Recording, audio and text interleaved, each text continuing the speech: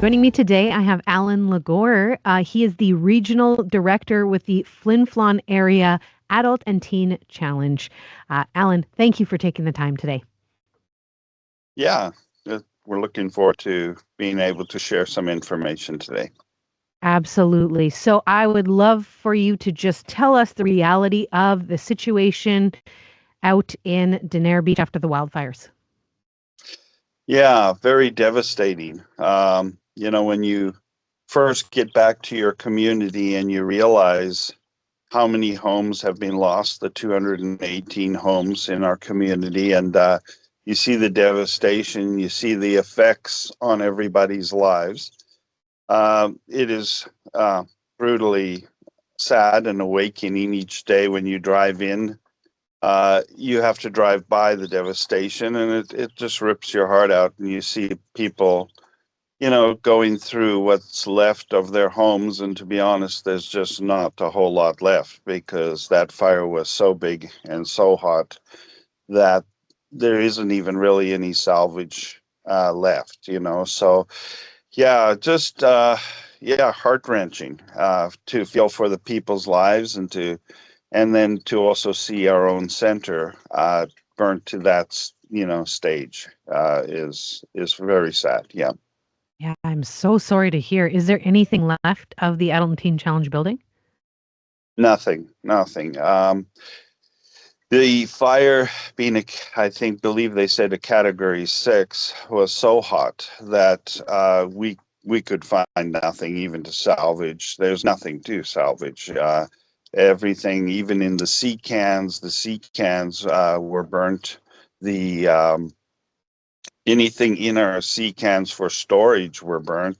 In one sea can, all was left was dust. So it just blows your mind the heat that would have gone through, at that time of the fire. So Everyone made it out okay. Did you get most of the things that you needed before you guys left? yeah, we got most of the things that we needed. You lose obviously lots of files and lots of information and there's always things you wish you had to grab before you left. But the sad thing too for some of our community, they were just told that they were leaving for 4 days and they would be back, and many of them just took a few days of clothes with them, and they didn't realize this fire was going to move across, of course, and take everything they had, right? And so that is brutally sad to just see when you talk to our community, just to see the absolute hurt of losing those personal items. And yeah, for the center we lost. You always lose things you need. There's no question about that. How is Adult and Teen Challenge moving forward? What does this even look like? Where do you begin? Yeah, well, um, for our community, we have to get a environment assessment, and the environment assessment, I believe, is just finishing up. So the cleanups can start to move ahead here by, I think, this weekend. For us to move ahead means obviously for everybody going through everything you had in the buildings and then also trying to reconstruct what the building looked like, because many of the architectural drawings were burnt. So the process is slow and long to try, put everything together like that. So the over the last month, it's been more just going through everything for insurance purposes. So it's been a very long month of trying to figure a lot out. So from here, our hearts are to bring our students home. Our hearts are to try to bring some of our staff home. And, but for that, we might have to look for temporary shelter. Many of our staff are living with us on the campground that was spared, and So, we're just trying to pick up the pieces, keep things going, and get ready for the next steps of cleanup and rebuild in whatever way that looks, because it's not going to be a quick process. But we do want to not shut our program down for that long. So we need to figure out what our next steps are for, even if it's temporary housing or something for our our campus. Yeah. Hmm. As far as I believe it was a men's, right? Men's addiction Yep. recovery. Yep. Men's. How many men were in the program when everything happened? Um, we run a men's center that runs about 10 men facility. I believe we were just under that when we were evacuated. I can't remember the exact number, but it did affect everybody, including our staff. I mean, Mhm, just when mhm. they get down to a new center, they're away from what they know as home. Um, some of them, it was, probably too much for they couldn't continue. So that's heartbreaking because you want to see everybody who comes be successful. But when those changes happen, it's hard enough for many of them to deal with their addictions, never mind their whole lives being turned over like that. But many of them are staying strong, growing with the Lord. And our staff are amazing, absolutely amazing. Some of them had to stay south, and they're just they're just doing their jobs and loving on the men and doing what they need to. For some of our staff, we came north, and we're in the midst of just loving people here too. And Samaritan's Purse is going to be coming in to help our community to do cleanup, so we're helping them to uh, be able to be situated and be able to touch the community too with love, Christ's love, because it's overwhelming the amount of cleanup that has to happen here. Yeah. Yeah, I'm so sorry about all that devastation, truly. For any Hmm. of our listeners, we have a lot of believers who tune in every single day. How can we pray or help out? Yeah. Yeah.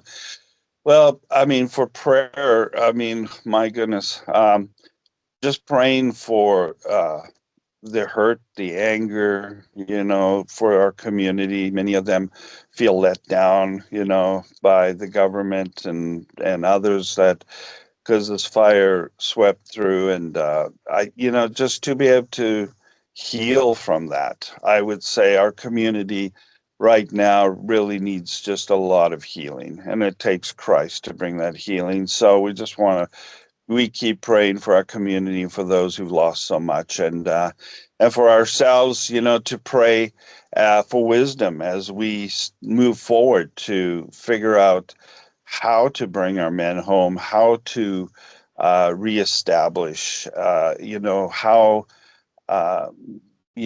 to be able to just make this work come back together even stronger than it was before.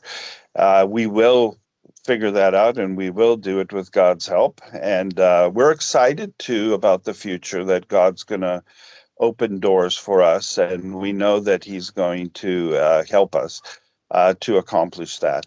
Of course, financially, we do have insurance, but at the same time, insurance never covers all the costs of the losses.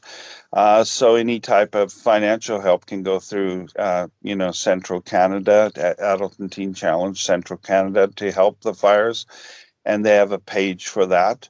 And so, it's one of those processes that just takes time, but we really appreciate everybody who's loving loving and supporting, and the churches who keep calling to see what they can do as well for us. So yeah. I'm glad that you are feeling some of that support and offering it to the community as well. If you don't mind me asking, you know, I would think that holding on to faith in this time would be pretty difficult. Are you finding that? It's really neat for us as ourselves and our staff.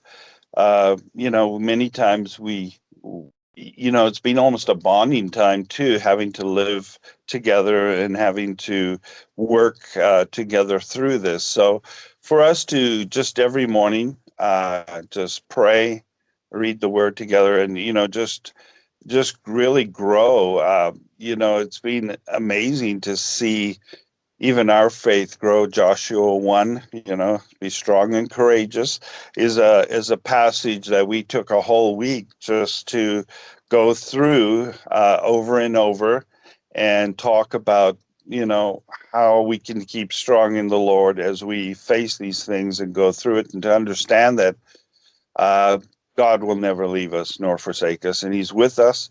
So, if anything, I think it has strengthened us spiritually to just be strong and move forward and trust that God has, a good plan for this work and for this community. And so we just, that's where we're keeping our hearts. So I would say we are growing with God, and that's what matters every day, to make those steps. But at the same time, just to be sensitive as well and to love those that are hurting, because they don't sometimes see that hope, right? And so just to love on them and to encourage them as we bump into them throughout the community and different places. So yeah. Thank you for sharing that. Alan, is there anything else you wanted to share this morning? Um, no, I think we covered most of it, but just, there's always going to be trials. There's always going to be times we go through difficult circumstances. And just to realize that to keep our faith in the Lord, that, He is with us and that He brings us through those things. And this at times, feels overwhelming, but we also know that God is, laying our path out before us, and just to be in tune with Him for His direction and what He has next for us. And maybe it doesn't look like what it did before, and that's okay. As long as we are loving people, touching people, and even doing more than we did before, even. So yeah. So I would say, as in our Christian walk, that is life, and we need to continue to grow with the Lord every day and be led by His Holy Spirit for sure. So yeah. And well, I'll be praying for direction. We'll ask our listeners as well to pray for you guys and help out if they can. So thank you for taking the time. Great. Thank you so much. God bless.